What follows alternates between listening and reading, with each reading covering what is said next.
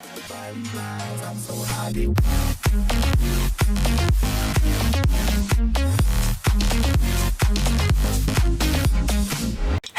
guys, and welcome back to a brand new video from me, Pickles Park Reviews. Now today I'm doing another news update. Now there's been a lot of news that's come out in the past week for Doctor Who Series 13, mainly from leaked set photos, and I thought I'd go over them today because they've produced some pretty interesting results, some pretty major things for Series 13. Now, if you didn't see my last Series 13 news update, that was on the fact that the Sontarans are going to be returning for Series 13. And we got some more photos of them in their new costumes, which are much better resolution, much better quality, and here you can see the designs a lot more clearly, and I'm a big fan of this design. I really am. I mentioned in the last video I did that I dedicated to these new designs of Sontarans when breaking the news they'd be returning for Series 13. That I'm a big fan of these designs. I had nothing against the blue design that we got in Revive series. However, I just wanted that grey design to come back, because that grey design in the classic series is just iconic. It's the traditional Sontarans, and they look so much more imposing. And I said last week that I'm a big fan of, this almost samurai-esque armour they're giving them. Obviously different to what we've seen from the Sontarans in both the classic and revival of Doctor Who. However, I think it really works. It's something different, and it really works and gives them an interesting and unique aesthetic rather than just plain armour. And I'm a big fan of the colour scheme, as I said before. And just looking at these images, it's just, that it's even better than what I thought. Obviously, some features have remained. Obviously, you've still got the probic vent. I mean, it's a staple of the Sontarans, but obviously just confirmation that it's back. And it seems that the shape of them is relatively similar in terms of, like, the helmet. It's kind of the same, just silver, obviously. But no, just seeing these designs up close, much more clearer, it just really gives me an appreciation for the design, which, I mean, I already had, but now I'm just really excited to see these Sontarans on screen, to see them come back, and I really hope that Chibnall, or whatever writer writes them, gives them actual menace and actually writes them well. Another set photo seemingly taken on the same time is seeing the Doctor and Yaz exit the TARDIS. Now, we did have this confirmed. I yet again did a video on this of Graham and Ryan leaving, and obviously that means it's just the Doctor and Yaz. And I did speculate whether Captain Jack was going to join them, whether they get another companion entirely, or whether it would just be those two.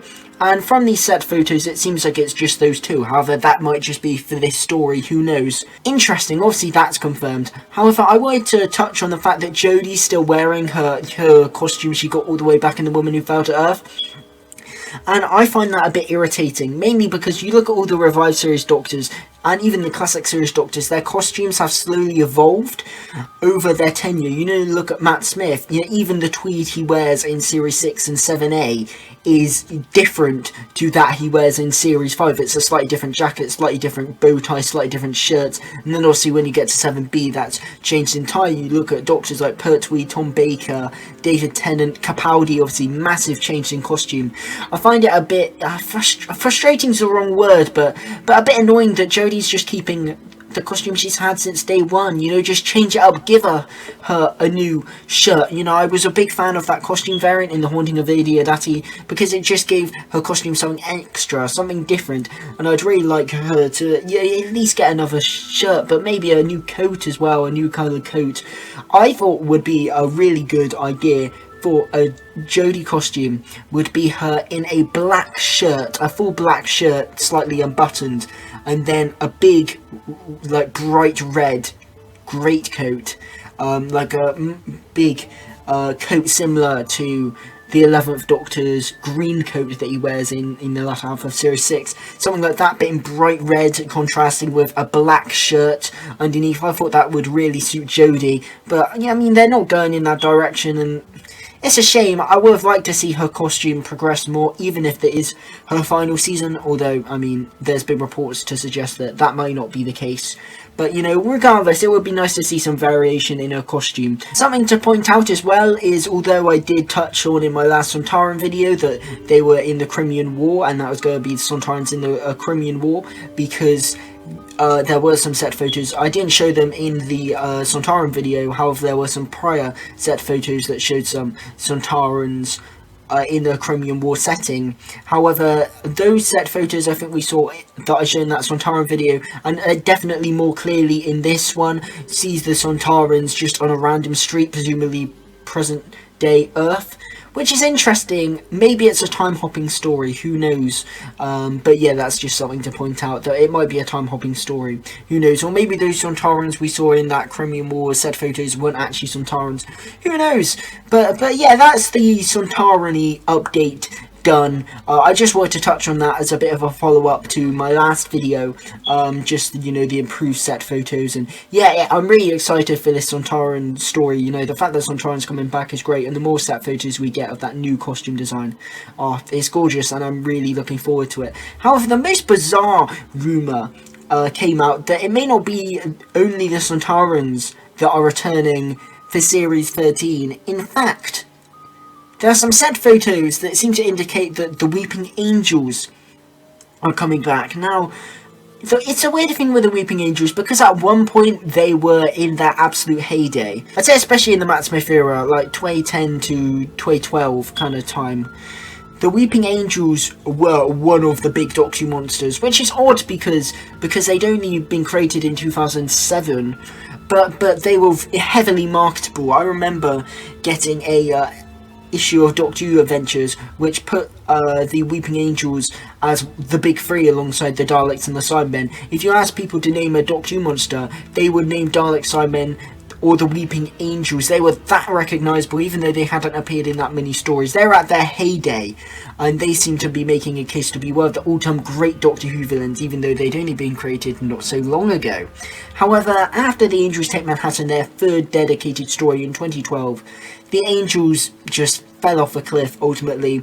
Moffat just essentially retired them outside of cameo appearances, presumably because he just didn't really have too many ideas for what to do in stories with them. So the Angels kind of faded into the background, obviously with limited appearances. They only had 2 appearances after the Angels Take Manhattan, both cameo appearances in Time of the Doctor and Hellbent, oddly enough, which is weird in a Capaldi story. They didn't appear for a long time. They haven't appeared for a long time. So it's odd that they're bringing them back. However, I am glad that they're bringing them back, because I do quite like the Angels. Obviously, Blink is an incredibly clever story.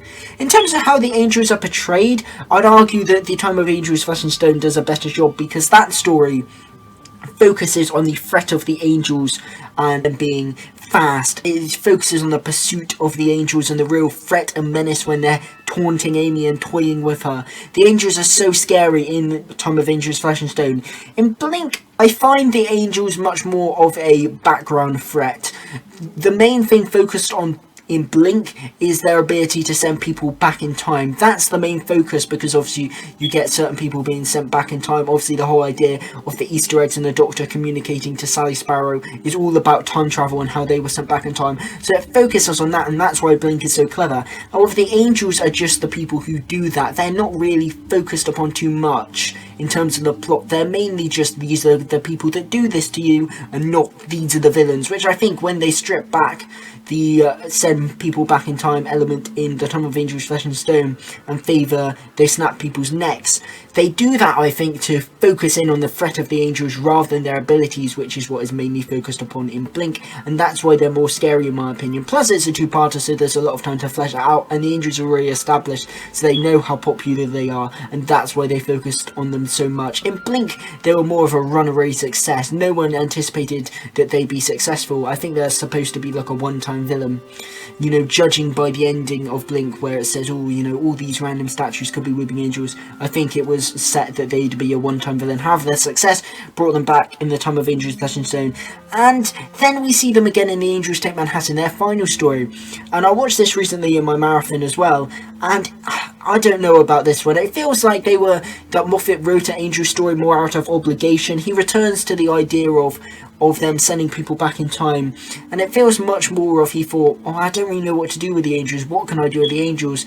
And he then zones back in on their ability to send people back through time, and this idea of they create this hotel which you can't escape from, and they'll hold on to their victims, keep on sending them back and back and back and back until they give up, which is a clever concept. Ultimately, The Angels Take Manhattan has a lot of filler in it when it didn't need to be. A lot of concepts are great, like the book concept, that concept of the hotel, the noir setting of it is just not really fleshed out enough. And the Angels themselves, you got their whole plan, but the Angels themselves don't really do much in that story. They're not the most threatening, and they don't really do much. I don't think they send a single person back in that story, and I think that's the story that really brought in Angel fatigue, even though they'd only appeared in 3 stories and a cameo in the God Complex up to that point. The fact that the Angels don't really do much in that story, they were very much there for a recognisable name, really, and you know, the story very much feels like, we need an Angel story, what do we do? And Moffat comes up with this idea, which admittedly is not a terrible idea, but there's not the same level of enthusiasm in the plot, I think you can tell, when compared to Blink and then Time of Angel/Stone. And then obviously outside the cameos in Time of the Doctor and then Hellbent, they haven't appeared in the show at all, and even, you know, in terms of cameo appearances, they haven't appeared in 5 years. I think it's really interesting that Chibnall would choose to bring the Weeping Angels back. Obviously, I think it would be quite popular, even though you don't really hear like too many people talk about the Weeping Angels in terms of villains now because they haven't appeared. General public on the street still knows about the Weeping Angels, still considers them so scary. Look, I was talking to a couple of people in school who I didn't know like Doctor Who, and they're just like, oh, you know, oh, George, you like Doctor Who, I like Doctor Who too. I was like, oh, cool. And then, obviously, they talk about, you know, the typical Tennant, Matt Smith years, and speak about the Weeping Angels. So, obviously, it's still instilled in the public consciousness that the Weeping Angels are one of the big ones. I think it's mainly in fandom that, because they haven't appeared in so long, the Weeping Angels have drifted into the background. But no, obviously they've got that name IP, they're going to draw viewers in, especially if it has Weeping Angels in the title, which oddly enough hasn't actually ever happened, although Angels has been in the title actually. You know, it's just cleaner cutting out the weeping for title reasons, but I think it certainly could be a good way to bring back viewers.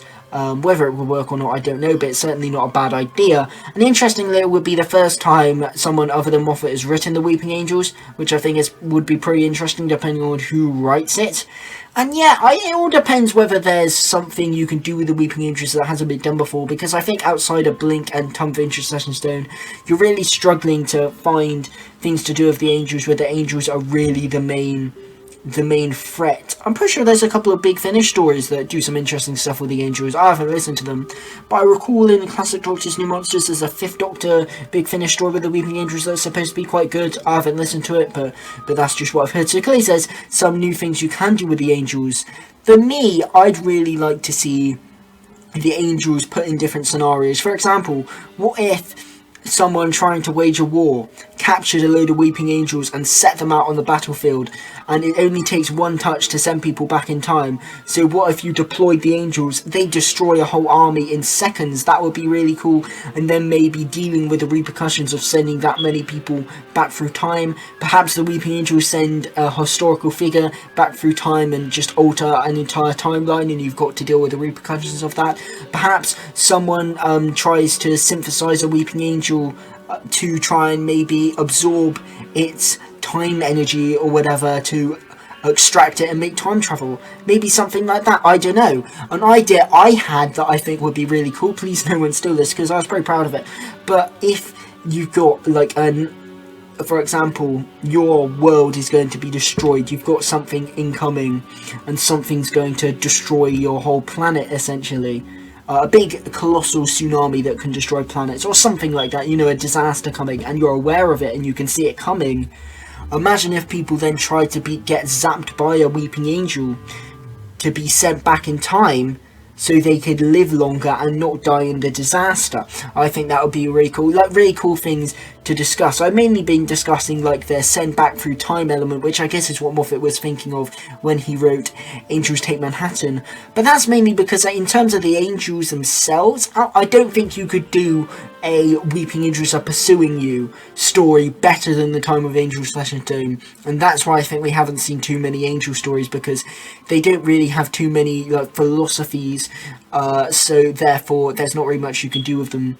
Maybe seeing the planet of the Angels would be quite cool, however I don't want them to explain who the Angels are. I've seen a lot of people saying that they should go and say that the Weeping Angels are dead Time Lords. And while that's an interesting concept, I don't know if I'd want the mystique of the Angels to be revealed on screen.